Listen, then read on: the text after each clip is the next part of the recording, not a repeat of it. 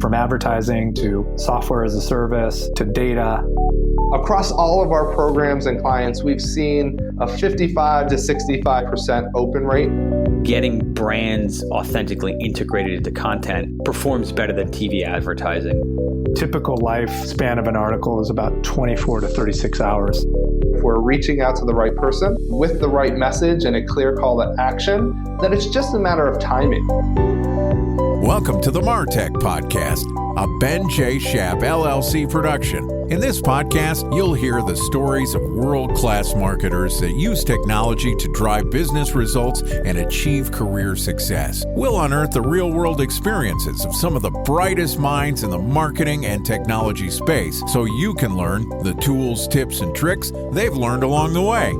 Now here's the host of the MarTech Podcast, Benjamin Shapiro. Welcome back to the MarTech Podcast. Today we're going to try something new.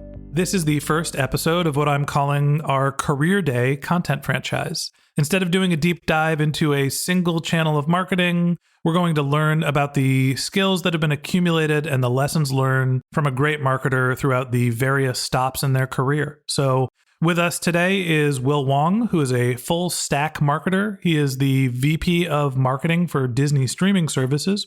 And prior to his current role, Will has worked as a growth marketer for the likes of eBay, Etsy, Twitch, Dropbox. He also launched Mission Street, which is his professional marketing service consultancy. Will's a really bright guy. We're excited to have him here today. And Will is going to walk us through his career's meteoric rise and talk about some of the learnings and skills that he's accumulated along the way. So here is our interview with Will Wong from Disney Streaming Services. Will, great to have you here, man. Hey, Ben. It's great to be here. Sitting down in person, most of the time I record these interviews over the phone. It's great to actually have you live and in the flesh. It's like a real conversation. It is. It's getting coffee with, what's the Jerry Seinfeld show? Comedians in cars. We're a Ferrari and the President Obama short of being Jerry Seinfeld. Okay, let's talk a little bit about your career. I want to start off by, why did you get into marketing? I guess there's two parts. One actually got in because the best and worst part of graduating UC Davis in 2007 is that it was right before the recession. That's the worst. The best part was it really makes you think about whether or not you wanted to take whatever career path you had at the time. And at that time, I was thinking about going to law school, being a lawyer, and then being in the recession or graduating, coming out of the recession. You quickly kind of take some time. You look at all the lawyers you do know, and you look around, you think, I don't actually know any happy lawyers. Do I actually want to go be a lawyer? And that's actually how I transitioned into marketing. It's funny. Your experience was pretty similar to mine, where I graduated a little bit before my senior year of college. I was in Boston and it was 9/11. So I graduated in June of 2002 and the economy was depressed, not as bad as it was in 2008, but was facing a downturn. And it drove me actually to start my career in sales. It was really hard to find a traditional marketing job. And that was really, the internet was in its nascent stages. It was early 1.0. And I faced a lot of the same challenges that you did. So you were facing an economic depression, hard to find a job. You're at UC Davis. What was the first job out of college? So I did not know anything about business. Everything I know about business and marketing, it came from reading Bloomberg Business Weeks on a treadmill whenever I was at the gym. And my first job coming out of school was I didn't do any internships. My whole plan was after graduating to take a year off, study for the LSAT, do well on that, apply to law school. And then right before I was going to take the test, Bear Stearns goes down, Lehman goes down, all these guys go down, and then everything else trickles down from there. And I'm thinking about this and I'm like, oh my gosh, I need to go find a job. I go to Google, I look for top jobs for college grads. I find what now I realize is actually an affiliate site, just flips you to different high recruiting job type recs. First job I got was at Enterprise Rent-A-Car. I'm wearing the cheapest suit, never wore a suit in my life. Don't know how to tie a tie, $150 suit from Macy's. Mine was from the Men's Warehouse. Exactly. Yeah. I'm cleaning cars. I'm cleaning cigarette butts out of cars. I'm renting them, picking people up. And I'm thinking like, why am I doing this? And no offense to anyone who is in the car rental business or anything like that. It's like a great path, but it was definitely not my path. It was just first place gave me a job. I took it without really spending time to think about, is this the path I want to go in? And then a mixture of realizing that I didn't want to go to law school. 2, you shouldn't work just to work. I just quit both things, took some time to think about it. I look back at what during my childhood, during my experience up until then made me really excited. And I remember when I was 10, 12 years old, I built a website. We had a teacher. This was in the middle of the .com boom. He made us learn HTML, and I built a GeoCities site about video games. Except after the class, I kept that thing going so that it got to the point of having, I want to say 500 visits to the homepage per day, because I didn't know how to track anything else. This is literally through a website counter on the page that I would just track what was there yesterday, what is there today. Yeah. And without even knowing that I was marketing, in terms of like figuring out content, figuring out how to architect the site, coding the site, designing the site, finding ways to get traffic to the site, that I've been marketing my whole life. And I realized like, hey, I'm in Silicon Valley. How do I go find a job there? It's one of the things that I feel like we talk about millennials as a hot buzzword. We've tried to use it a little bit on the podcast, how to market to millennials. I'm technically an early millennial. Yeah. 85 baby. I speak millennial, but I'm a couple years too old. But to me, the demarcation of millennial is digitally native. And I feel like I am a digitally native person. I grew up with at least a computer, and the internet was there. I was using AOL and a dial-up modem as a kid, chat rooms and stuff like that, but it was there. So inherently for everyone, let's say my age and younger, most people are doing some sort of marketing because they create either a brand for themselves online, or they talk about their interest and they try to get other people to engage with the content they're creating. So it's a skill that more people are learning younger. I also, in my early career, I mentioned I was in sales. The company I worked for had a similar training program to enterprise, where you come in, you're the bottom of the barrel, you're washing cars, you're giving people rides. For me, it was literally like business to business, door to door sales, trying to sell phone service to companies that already had phones, trying to get them to switch carriers. But the infrastructure behind that was teaching sales skills and providing a training program so you could move up the ladder. And it taught me a lot about how to work with people. It taught me a lot about persuasion and overcoming objections. So that early stage in my career was absolutely foundational in my ability to communicate as a business person. And it's something that even now doing this podcast has been beneficial. Tell me about the skills that you learned at enterprise. This is a little bit mixed with enterprise, but there's a bit of, you just kind of realize that everything in life is sales at some point or another, but you kind of stop calling it sales because no one wants to be sold to. And I think I kind of had this like mentality early on that sales is this bad thing. I don't want to do sales. And I think when I was at enterprise, it didn't make me realize you have to do it. It's just a fact of life. There's 7 billion of us living on this planet. For us to get along, there is this whole sales aspect to it. I think that's a great answer. And it was one of the foundational things for me early in my career was learning sales and learning communication skills, getting your point across, getting people to agree with you and buy into you. It's a valuable skill. Let's talk about your entry into marketing. How did you go from enterprise into, now you're the VP of marketing at a Disney company. That's a pretty big departure. Yeah. So here's like the sequential order. I quit enterprise before I decided to abandon my law school path.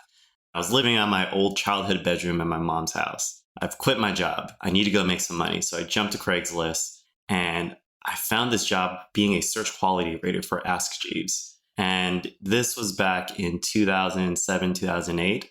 Ask wasn't completely, I don't want to say the word irrelevant, but I want to say irrelevant. Mm-hmm. They still had maybe 4 to 5% of search marketing share. Google was hardly dominant yet. They were still maybe 50 to 60%. Today, it's probably 90 plus. Mm-hmm.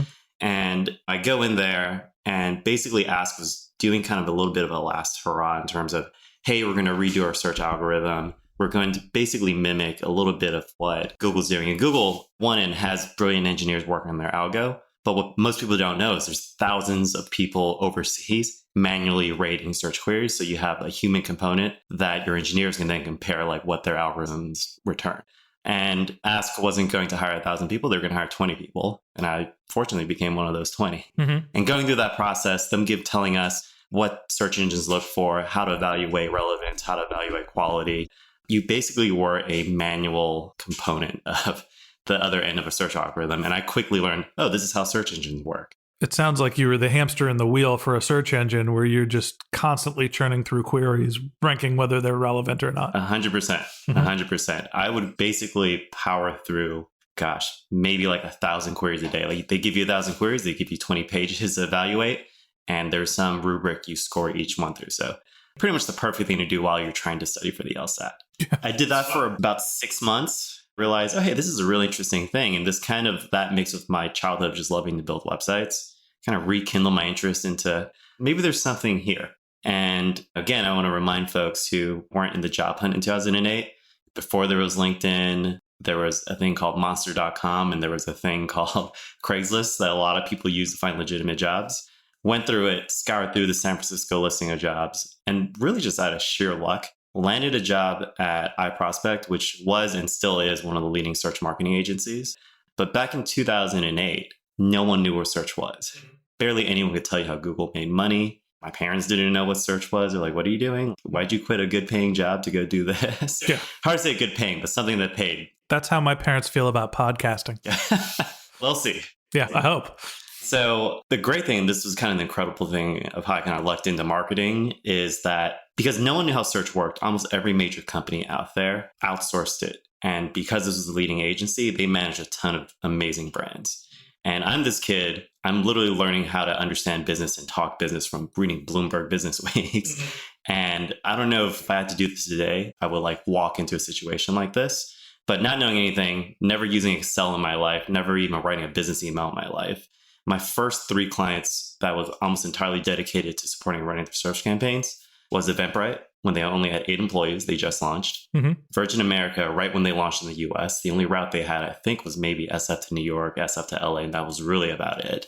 And FileMaker, which is a service within Apple. So I'm just this kid, I don't know how to do things. And no one said that these words to me, but they essentially were like, don't worry, no one does. Just go figure it out.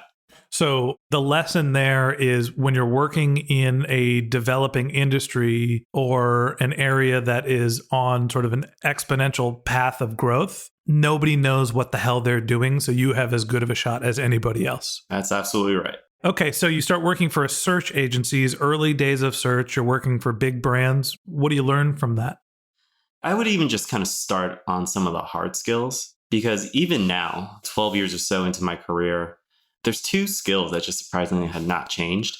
One, on my second week there, we had a guy there. His name was Ali Merchant, and he took it upon himself, on top of his day job, to train every new analyst that came in. And I remember his first week, he said to us, I'm going to teach you the one thing that's going to make your entire life easy at the office for the rest of your career. It's called a pivot table. And essentially he walked us through it. And I kid you not, I'd probably say less than 10% people in offices today even know how to use one. And the people that do get access to the data quicker, understand how to process the data quicker, understand how to derive insights from it. And naturally, if you want to get a little more advanced, if you understand how a pivot table works, you understand how SQL works, and now you can go directly into databases, directly into systems, understand how things are working. And regardless of all the soft skills, like that is the one hard skill that I've picked up, and I still do today. I don't care what level I'm at. I don't care where my time needs to go. Sometimes to get to an answer, if you just know how to query your code, you can just go directly to this and get your answer in a second, rather than starting an email chain that takes 2 days to cascade down to an answer. Yeah. At the end of every podcast so far, mostly the ones where we've talked to subject matter experts, I always ask people what advice do they have for younger marketers. And very often it is a sort of an emotional response for people of do something you love or try new things, and all very good and valuable, important perspectives. Probably the answer that I would have is try new things, do what you love, build skills, and just learn what your story is so you could tell it to other people. Recently, somebody said, go learn SQL. If you're a marketer, go get access to the data, and that hard skill is really important. So you learned fundamentally how to get access to data. Somebody taught you about pivot tables. Why'd you move on from that role, and where'd you go? What I really quickly realized, and this may still be true today, is because, the market was nascent. It was growing really, really fast. And if you're the management of this agency or any agency at the time, the easy money was taking people who have no clue what this is, and there was a lot of it. And when I mean this is any form of digital marketing. And this was pretty much pre-social. Facebook, when I started, had not launched an advertising system yet. Yeah, it was MySpace was the dominant player at the time. Exactly. It was heavy display, heavy search. And at the time, if you kind of go back and look at the old press clippings, the TV advertising, print advertising people still thought digital was this cute little side project for a lot of agency business. Mm-hmm. So if you're heading up one of the search businesses at this time, there's a heck of a lot more business by going after companies who just are starting out because they have no baseline. Whatever you give them is going to be better than what they were doing before. And I think as someone early in their career, I just decided to get out of the legal law school route. I realized we're just basically training folks. So every year I'm going to get 3 or 4 new clients, but I'm going to be redoing the same work. I realized that very quickly. The company is great. I loved everyone and loved working with everyone there. But in terms of like what I could learn, and at the time I was biasing, like, how can I learn the quickest? I thought, okay, it's time to actually go in-house to one of these companies. Because the other thing with working in an agency is you don't actually control anything. You can only influence. So we could come out with great recommendations for SEO, SEM, landing page optimization. But you don't own the business results. Yeah, you still have to convince the person that does. And at that time, you have to remember, like, no one knew how to do this stuff. There was no Quora. There was no FAQs. Nothing existed. And I wanted to be on the side that you can actually go. If you knew something, if you had an insight, you had complete control to go implement it. You wanted ownership. You wanted to move in-house. Where'd you land? I landed at eBay, which is where we met. Right. And it was a very lucky time of getting there to eBay because in Silicon Valley, people have a short memory. Right now, the hot companies are your Ubers and Airbnb. Before that, it's Google, Facebook. But people forget, before that, it was eBay, Yahoo, Intuit, Oracle. And I joke with people that today say they only want to hire from Googles and Facebooks. I asked them, like, where do you think these people were working before those companies started hiring? They were at eBay, Yahoo, Intuit. And I got a really, really awesome opportunity to work with a lot of amazing people I know now, including yourself, that I've kept in touch with. The eBay Alumni Network is basically the foundation of this podcast. For the people that have been listening regularly, a lot of guests who I ran into at eBay. What was interesting about the eBay culture to me, it was very consultant heavy. It was a lot of people that were ex-MBAs that had consulting backgrounds that were, I feel like it was just chocked full of directors who were brilliant, who now are venture capitalists, CEOs, VPs of various large publicly traded companies, but really, really smart people. And to me, it was the beginning of the trend where people were going to college, going to get an MBA, and then they go into finance. And with the eBay, Yahoo generation, those really top talent, smart people were starting to go into technology on the business side, not into moving money around. So great people at eBay. Tell me, what were you working on while you were there? So when I came in, I was brought on to work on this product. It was essentially called Triton, but the long story short was that it was the Marin software and Kensho before it existed. Before you go on, just for the people who aren't familiar with performance marketing, you say Marin software and Kensho. Tell everybody what that means. Yeah, so what that means is today there's really only 4 major digital marketing channels. It's search marketing, it's advertising on Google, on Yahoo. There is social media marketing, which is marketing on Facebook, Twitter, Snapchat, you name it. Display, ads you see when you're on the Wall Street Journal, New York Times. And there's affiliate marketing, like sign up for this, get some bonus back. I'm going to throw in a 5th one, which is audio advertising. And audio advertising, growing very, very fast. And for an organization like eBay, which was a top 5 digital spender at the time, they had dedicated teams to each one of these, and they really built like a best-in-class platform to handle their search marketing. So out of those 5, this was the group to handle search. The platform was so strong that some of the leaders there thought, maybe we can like license, white label, and sell this service to other vendors, very much like how AWS started. It started as an internal thing for Amazon, great platform. Why don't we try to sell it? And it was very much a similar path, but for their search marketing technology. Just to recap for people that aren't super familiar with digital marketing, eBay was best in class at using Google's search engine to drive traffic to its website. And the Triton platform was not only built to drive traffic, but to understand the revenue coming from a click basically in real time. So they licensed that platform to other people. And so when we talk about Triton, it is an eBay-owned service that eBay was considering spinning out to license to other platforms. And now there are companies like Kensho and Marin Software that do essentially that same thing. So you're working at eBay on the Triton team. What was the role? It was a bit of a hybrid. It was actually very similar to my experience at the agency. At the agency I was at, essentially people did one of 2 roles. You're either the analyst that actually ran the campaigns, managed the campaigns, decided what ads you wanted to buy, how much to bid on them, how much to invest your portfolio into it, or you're an account manager. Work with the client who's giving you money or into authorizing you to run these campaigns and maintain that relationship. When I went to eBay, I basically did the hybrid role. We were working with a number of partners. I don't know if I can share them, but there were basically a number of Fortune 100 companies around the Bay Area with other eBay alumni that wanted to try us out. And if you kind of go back to what I said earlier, like this is only a year after the agency. We're still in the period where everyone was still shifting more and more money into digital advertising, that before all of that money went to TV, print, magazines, radio, things like that. Right. That if you're brand new, go to an agency. But some of the folks who actually got started but didn't have a technology background, they're like, okay, we get it. We're running these programs. We know how to run ads on Google. We know how to run ads on the New York Times. But how do we take this data and actually feed that back into how we invest across channels and across campaigns? That was essentially the tools eBay had built. So it was really kind of helping that advertising program or the advertising client that was ready to go next level, but did not have the technology to go do it. Mm-hmm. So my role was hybrid, help them run the campaigns, but also manage the account, because this was a pilot team at the time. So you have to wear all the hats. So that's what you were doing when we worked together at eBay. Yes. Who knew? And you were at eBay for how long? A little bit under 2 years. Did you stay in that role the whole time?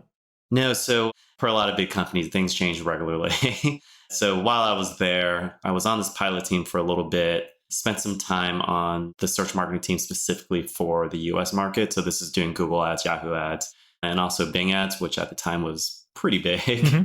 And then before I left, this was right around when mobile and social started becoming a thing. Facebook started to sell more ad space. I think the iPhone had just opened up to third-party apps. I think a lot of people today forget that the first 2 years of the iPhone, there was no app store. It was whatever Apple gave you. Right. 2008 was the launch of the App Store. So right around that time, people started developing third-party apps. And eBay was one of the early adopters of the App Store. Yeah. And at that time, and this is part of the reason I left, was I was very hungry to go try new things. My mindset at the time was, okay, search is obviously a thing now. But I got into search at a time when the newspaper, print, TV ad guys were just making fun of search. And I didn't want to be that guy when social was starting to become a thing, when mobile started to become a thing. And the challenge for a very big company, large budget spend, if you're a brand new channel, it's not worth investing in it until there's enough reach, because it doesn't actually affect your growth. But I wanted to learn. That's kind of the theme here. It's like every time I left because I wanted to learn more. And there was a huge opportunity to go to a number of startups who were just raising a ton of funding at the time to go learn and apply what I learned from search and try to pick up a new skill like social or mobile. Learning is obviously important and hopefully the driver for most people to make career changes. I'm sure money factors into that a fair amount. For me, a lot of the changes and the reason why I left eBay was working at a big company. You're so specialized, right? I was doing partnerships, and for a little while I was doing content and SEO, but I wanted to be a little bit more creative and entrepreneurial. So I started working on a side project myself that I eventually went and did full time. But the idea was I wanted to better understand the foundation of how companies and products get built, so I could not just be a business development person for my entire life, but be more of, using air quotes, a full stack marketer. So you left eBay to learn new skills. Where'd you end up? I went to a company called BloomSpot, who since then has been acquired by JP Morgan Chase. Another story for a different time. Yeah. But this was the time when daily deals became very big. Yeah, flash sales. Flash sales. Guilt became a thing. Travelzoo was always a thing, but it just got more popular. Groupon was the big one. Groupon, yeah. And this was the time when I think Google offered something like $6 billion to buy Groupon, and Groupon famously turned it down. It's like Snapchat turning down the offer to get acquired by Facebook. Exactly. And there was pretty much 100 of them at the time the word Groupon clone was going around. There's no better way to describe it. We were a Groupon clone. But it was a very interesting time because most of these businesses grew off social advertising. And at the time, that was almost exclusively advertising on Facebook, because it was the first time you could really, on a pinpoint level, target a region and target a demographic.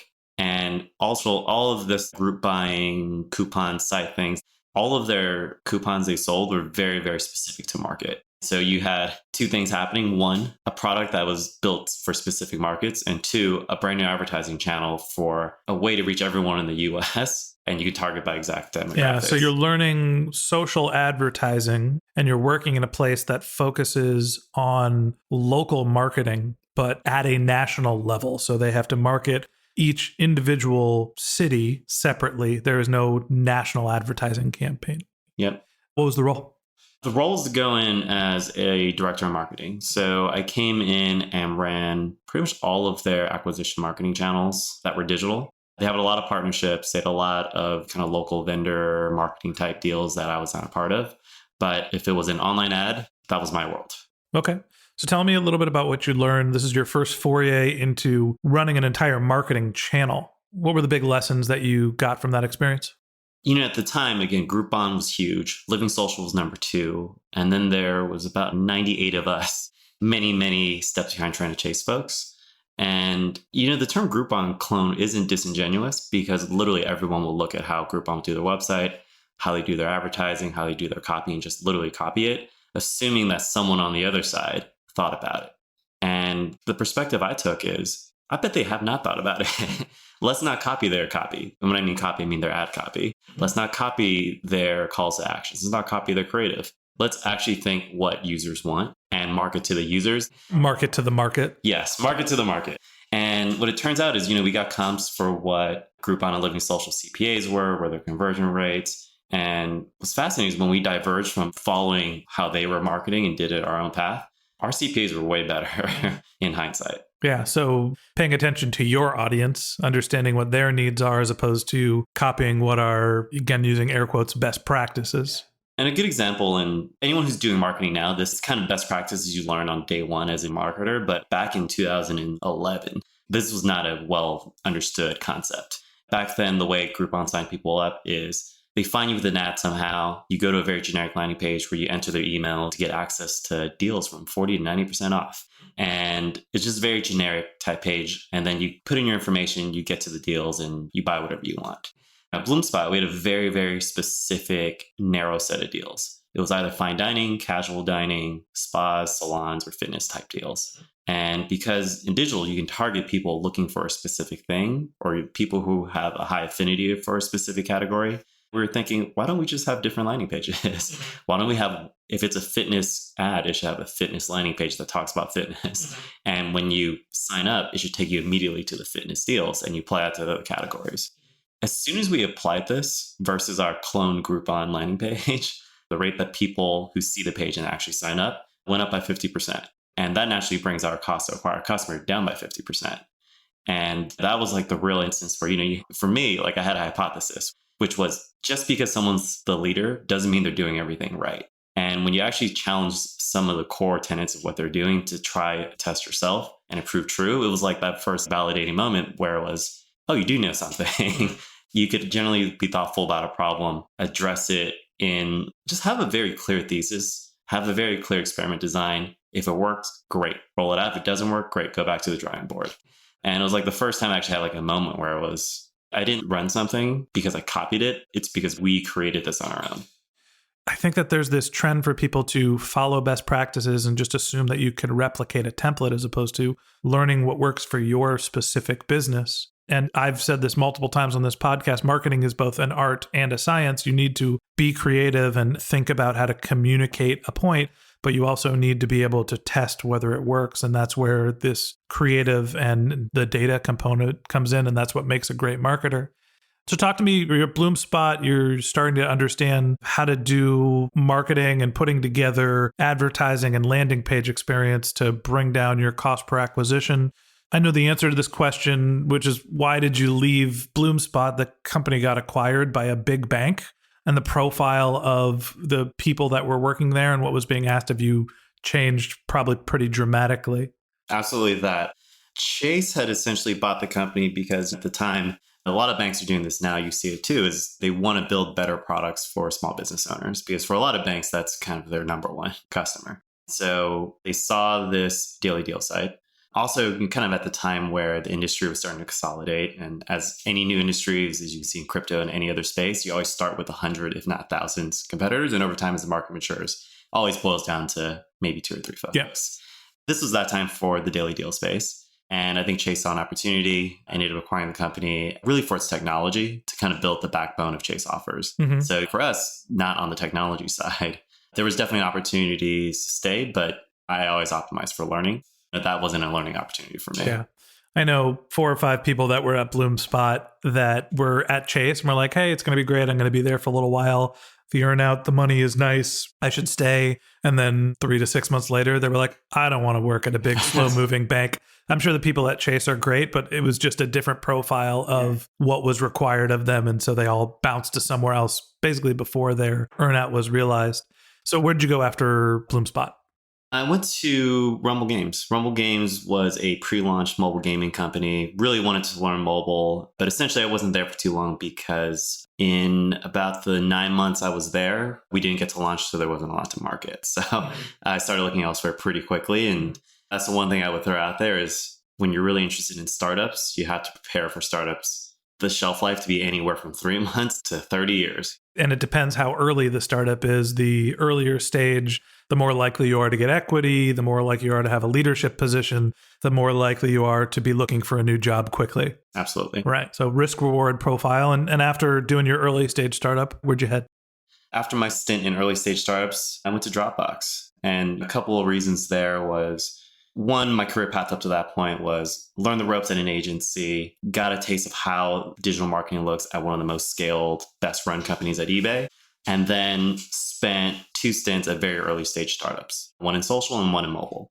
And fortunately, both were misses. And I looked at it like, wow, I have 2 strikes. I can't go for a third. So I need to go to a later stage, a little bit more established company. And I really only had one criteria, which is look for a scaled product that doesn't do marketing.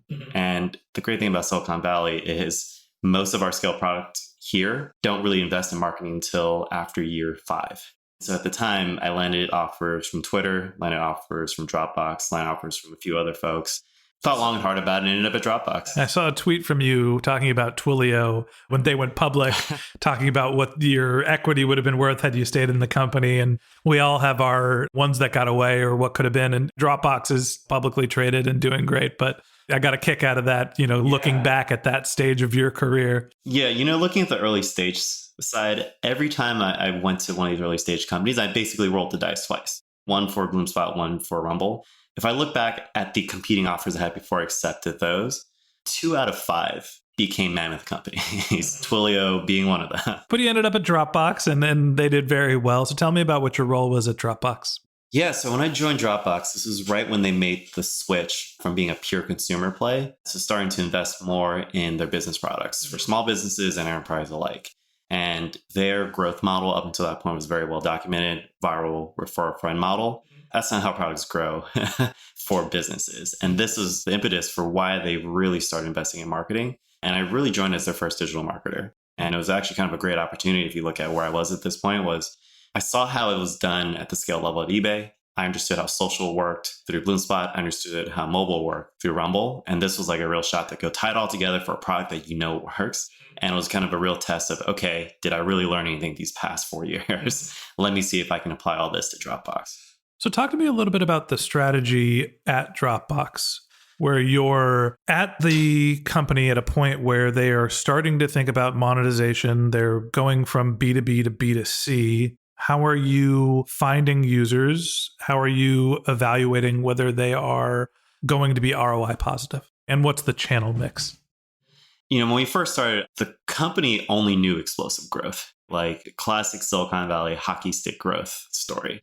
And I think the expectations were sky high for the business side as well. Like, hey, we're going to develop this, turn into a business product. We're going to see the same chart, but except for users, it's going to say revenue. And I think a lot of us know that that's not how things work. And I kind of went in there with a mentality of, okay, we're going to have to play some small ball. We're going to have to test a lot of channels, try a lot of things, figure out a lot of messaging, figure out a lot of different offerings, and see how we really kind of build our acquisition mix. That was kind of going against the expectation of everything's going to work. Mm-hmm. And so I think kind of a little bit more to your question, it was much more about how do we incrementally build this up? And to do that, it starts with like putting your head in the customer's mind. And even though this was B2B, I think about this as more direct to customer than it is B2B or B2C. And at the same time, if you're making a purchase on behalf of your team, on behalf of your company, you're still making the same decision points of what problem am I solving? Does it solve that problem? The cost of solving this problem, is it worth it? And that's really kind of what really informed our entire acquisition program. Okay. Tell me a little bit about the channel mix that you applied. So naturally, I think at this time, we had the luxury of just being a very well-funded company. Most startups, and especially in the early stage companies I was with before, is you basically start with one thing at a time. If it works, put it in the win column and keep trying other things and keep moving things in the win column. If it doesn't work, move on. We had the luxury of just trying everything on day one. No budget aside, just try it. and then kind of move things over to the lost column that they don't work. And what it kind of just turned out is that it was still just the classic channels. The channels that worked for us the most were search and SEO. At the time, social had a lot of promise for the consumer side, but even today and then, it still wasn't the channel to go get small businesses to sign up. There's an interesting trend of what people say about the various channels when I talk to them on this podcast, which, let's take e-commerce, for example. People that are in search, whether it be doing an Amazon search for a product or Google search, they're doing research, they're in buy mode. They're doing their research or they're ready to purchase. And people that are on social are browsing. So the products that work in that browse mindset are ones that are impulse purchase or ones that require somebody to have education before they know that they need them. And I think that applies, in this case, to a B2C model where there's plenty of people that are out there looking for online storage space. Maybe they're consumers, maybe they're enterprise customers, but they all go to the same channel. And sure, there might be people that are interested in learning about the products on social, but the likelihood of them converting is much smaller. Absolutely. The other thing too is, some folks out there might be thinking, I'm sure because this was me at some point, like, well, why don't you just run LinkedIn ads? And why don't you just use Facebook to target small business owners, things like that. We thought about all that. And the thing is, Dropbox at the time when I started had already gotten to 200 million free registered users. I think now when they went public a couple months back, it was at 500 million. Yes, we can definitely get signups or free trial starts or direct purchases of our product through LinkedIn or Facebook. But if you look at how many of those signups are versus organic, barely a dent into the water. So when I say, some of these channels didn't work, it's not that we weren't able to get signups. It's really two components. It's one, can you get signups? And two, is it at the scale that it's actually impactful for the business? And that's actually how our team pretty much evolved into focusing on the right things. We got search to work pretty well. And what actually turned out being where we should spend our other time was we should not spend it in social advertising, LinkedIn advertising, display, things like that. We just kind of took a step back, took a look at what we were working with, and we thought, hey, why are we looking at all these external third-party channels when we have 200 million registered users already using our free product? Why don't we spend our time getting them to upgrade to the business? And we essentially took digital marketing principles and focused on our internal users and getting them to upgrade. So when evaluating your marketing mix, there's really kind of three components to take into it. One, is it going to scale? Two, is it ROI cost effective for you? And three, is it impactful to your overall business? Yeah, that's really smart. So you're at Dropbox, you're running digital media. I'm sure the team is growing around you. How long were you there? I was there for about 2 years. And you were the first marketing hire. When you left the company, how big was the team? When I joined, I think there was only about 400 other people, 3 marketers. By the time I left, there was about 1,700 people. We went from 1 office to about 5 international offices and 100 people in the marketing organization, all in 2 years. So, for some companies, 2 years is a short period of time. At Dropbox, at that part of the growth phase, the great thing about it was, I want to say it was 5 years experience jammed into 2. Mm-hmm. It's a fast-moving company, obviously had exponential growth. You were leading a team when you left, or were you still an individual contributor? I was leading a team. So I started as an IC, an individual contributor, to build out and prove out the program. I want to say when we went in, it wasn't clear if the company needed to do digital, because the history was that the company grew entirely off virality. So there's an open question of, do we need to do all the digital marketing things everyone else does there? So naturally it worked and we grew our team. Okay. So tell me about why you left. This was probably the first time I made a decision that wasn't about work. At this point, I just turned 30.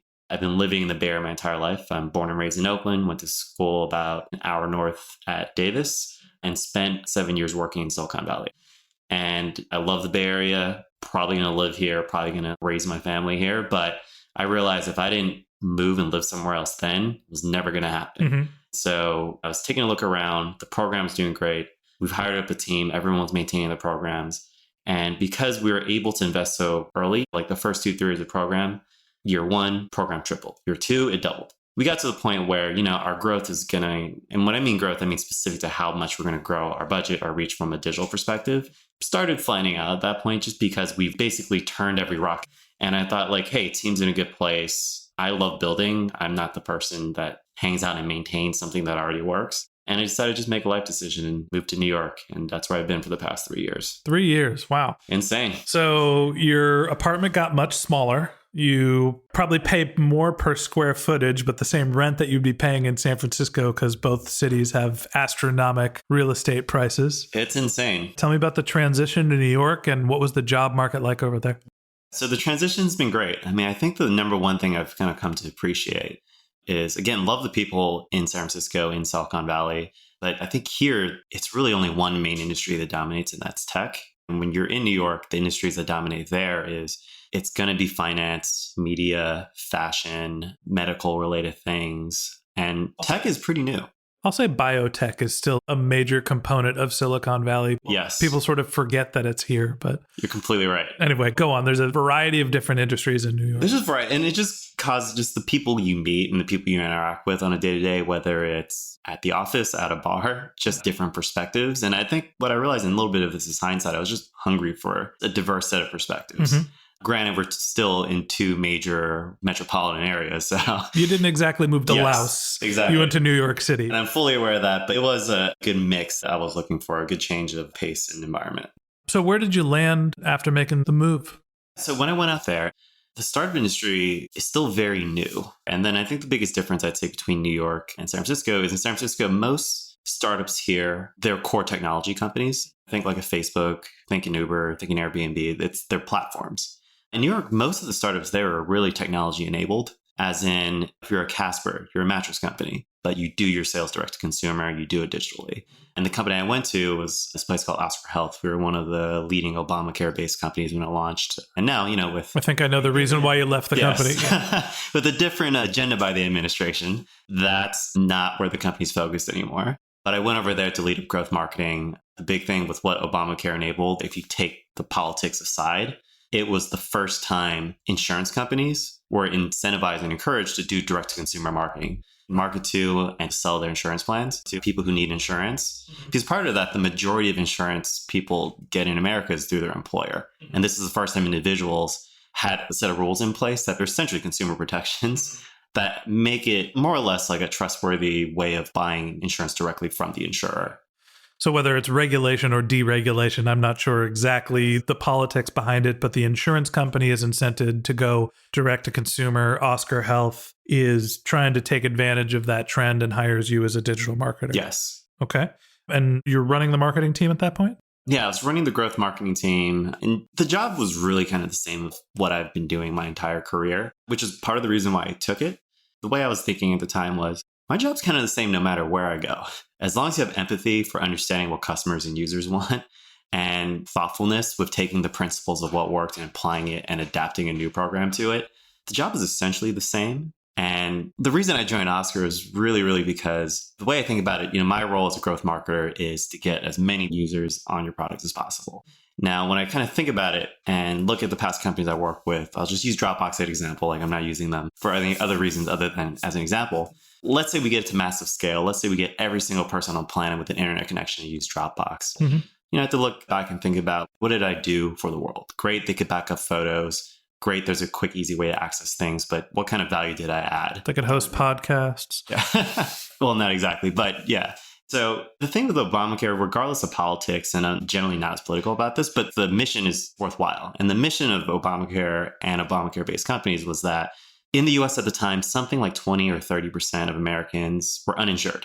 That's generally not a problem until you need insurance, which is why the number one reason for bankruptcy in America is healthcare costs. Because if you don't have health insurance, you don't have the pre-negotiated rates, X, Y, and Z, all this and that. And the way I thought about it was, look, let's say we figure out how this health insurance market works. And if I do a great job as a growth marketer, you would have helped a sizable chunk of Americans get access to the healthcare system that otherwise would not have had access.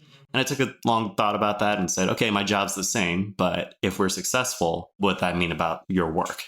The funny thing that occurs to me is in your 20s and even into your early 30s, you're focused on skill accumulation, right? You went from digital advertising, local, social, mobile. You're starting to put all those things together. You move up. You're starting to managing a team. Your focus is very much about establishing your career. And then you hit an inflection point where you've had a great job and you have a good reputation. You've worked at a bunch of successful companies at this point, mostly with Dropbox, very successful, and eBay as well.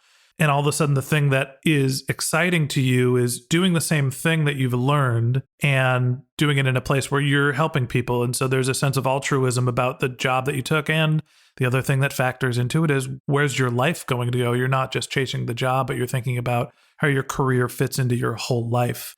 And I think that I followed a similar career path where the decisions I made in my career were less about what is just the next job or what is the skill. Once I had acquired a core set of skills, the decisions I made in my career were a little bit more about what's going to make me the happiest, where can I contribute in a place that I care about, and it becomes less about dollars and cents and titles. Obviously, that stuff is still very important, but it becomes table stakes, not the core decision-making principle. Yeah, absolutely. So you're at Oscar Health. Obamacare is sort of the focus of it. There's fluctuations in how the regulation or deregulation happens. Eventually, you move on from that company. What did you learn from the experience? Similar to what you mentioned, it's when you're early in your career, it's skill accumulation, making sure that you have a platform to test those skills, similar to the Bloomspot example. Like you have a hypothesis, you try it, you learn something. At this point in my career, I have a team now. I'm managing teams. And what I learned is it's not about skill accumulation. It's how do you enable your team to accumulate skills and how do you enable your team to accomplish things. And you're purely there to just shield. Mm-hmm. The hardest thing about marketing is that out of all organizations or teams within the business, it's the single organization that every other org understands. If I sat down in a technical meeting with our engineers, I would not have a clue what they're talking about. You take the same engineer and throw them in a marketing meeting. They might not know what the best tactics are, but they'll fundamentally understand what everyone's talking about. And the challenge with that is, as you head up marketing teams or organizations, because everyone understands it, sometimes it turns into people equating understanding of it, knowing how to do it, and you're just basically constantly bombarded with ideas. Hey, I saw this in Subway. Why don't you go try this? I saw this online. Why don't you go try this? And I think at this point, my biggest learning, and this isn't a specific to Oscar thing, it's just specific, I think, to any company type of thing. It's a middle career, middle management type thing. You're a shitstorm shield on some level. Exactly. And all of the ideas come from a good intention, but you only have so much bandwidth.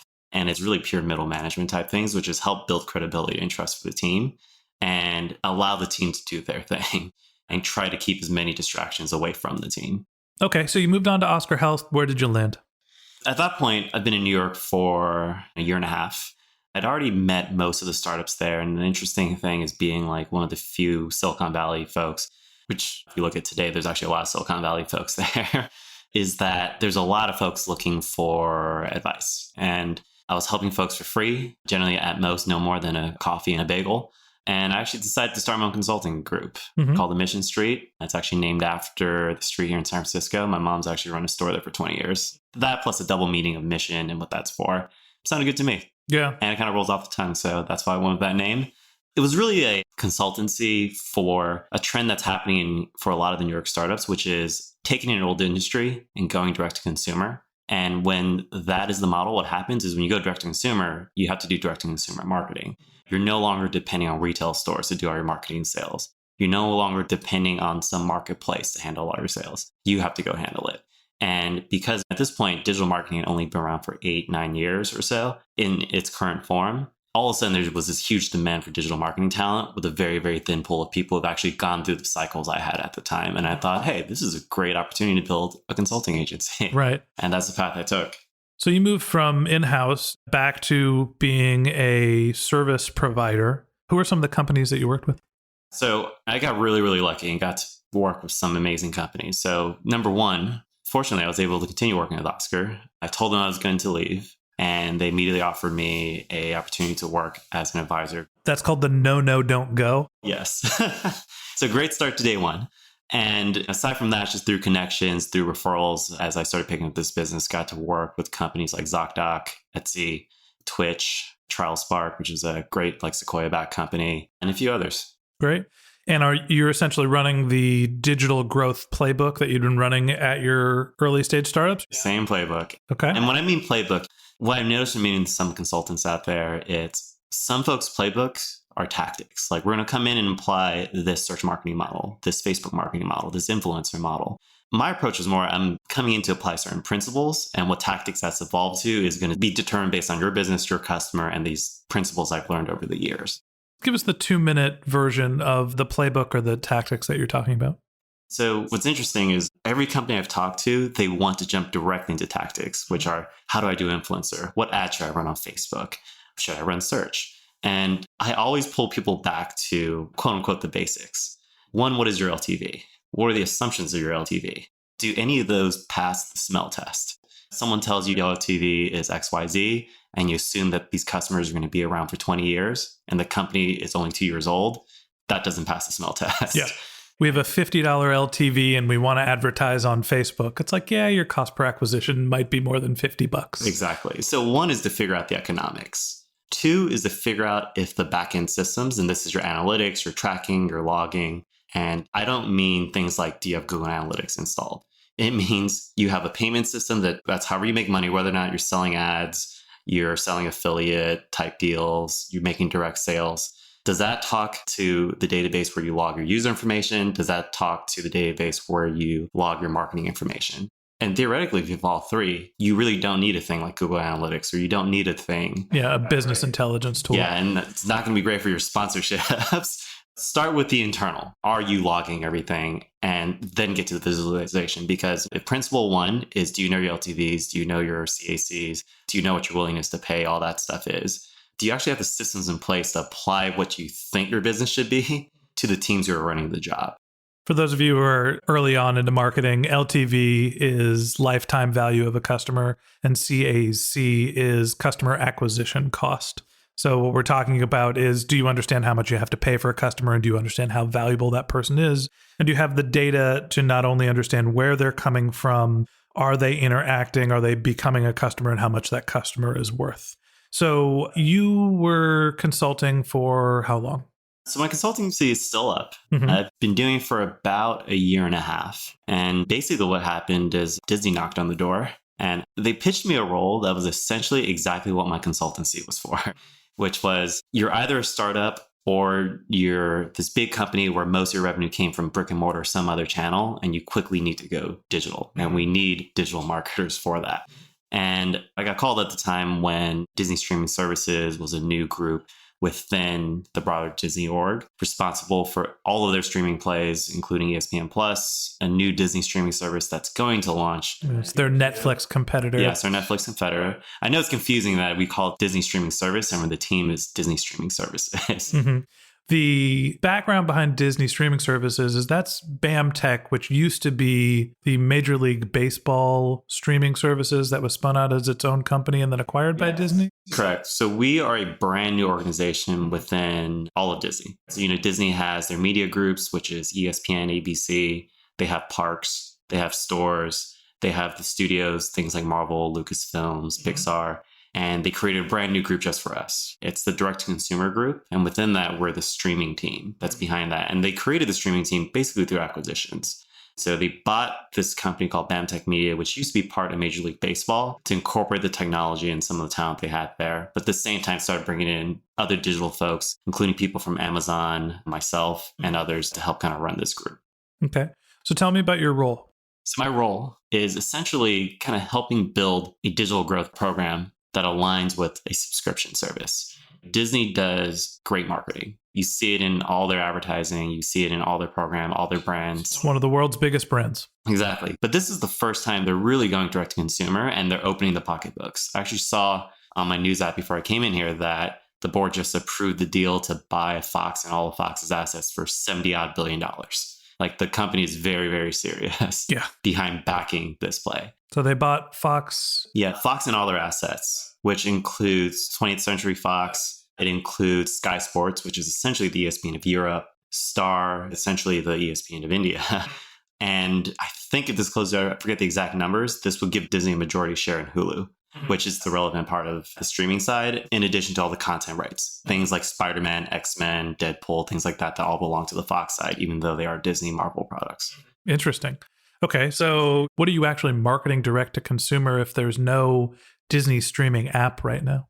So the first product we're working on is ESPN Plus. It's essentially ESPN's foray into a direct-to-consumer product. Before this, ESPN makes all their money off the cable networks. You pay for cable, $50 to $100 a month. Some set number of that goes to ESPN. That's the entire business model. And right now, as the industry is cord cutting, just canceling their cable deals and just buying directly, this is really kind of ESPN's first product into selling a product directly to customers. And that's where marketing comes in, right? You're no longer waiting for a check that comes in from the cable companies. You now have to run your own marketing to acquire customers to use this product. And my side is lifecycle, which is once someone's signed up, how do you keep them around? The way I think about it is if you expect your customers to be around for 10 years, that's 120 months. The acquisition, awareness, all of the traditional media advertising type things you would do, that gets people to month 1. But what are you going to do between month 2 and 120? And the way I really think about my team is like, what are the things you can run? What is the messaging you can run to get more people from month 2 to month 3, 3 to 4, 4 to 5, and downward and downward?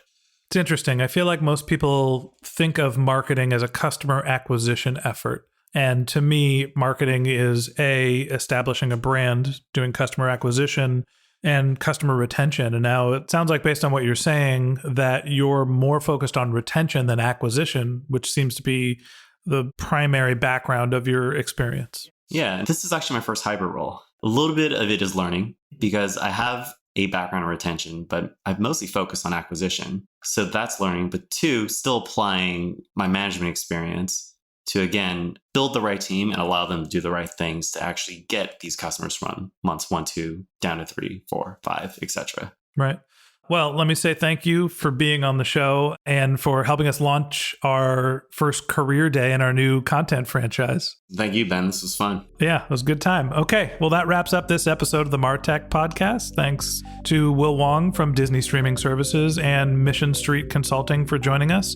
If you'd like to learn more about Will, you can visit his consulting site at mission.st, or you can click on the link in our show notes. If you'd like to review the highlights of this conversation, read the entire transcript, or find the links that we've mentioned in our conversation, you can find them on our website, which is martechpod.com, or by clicking in the links in our show notes. If you're a subscriber to the MarTech podcast, thanks for sticking around. We're always looking to learn about our listeners, so if you have questions, comments, or if you'd like to be a guest on the show, specifically if you'd like to be a member of our Career Day franchise, click the Contact Us form on the MarTech Pod website or the link in our show notes. If you haven't subscribed yet and you want a weekly stream of marketing and technology knowledge in your podcast feed, we've got some great episodes lined up for the next few weeks, including how to build a MarTech stack for a consulting business, and we're going to do a full week on marketing analytics. And of course, we're going to have other episodes of our new Career Day franchise. So click that subscribe button in your podcast app, and we'll be back in your feed next week. Okay, that's it for today. Thanks again to Will for joining us. And until next time, my advice is to just focus on keeping your customers happy.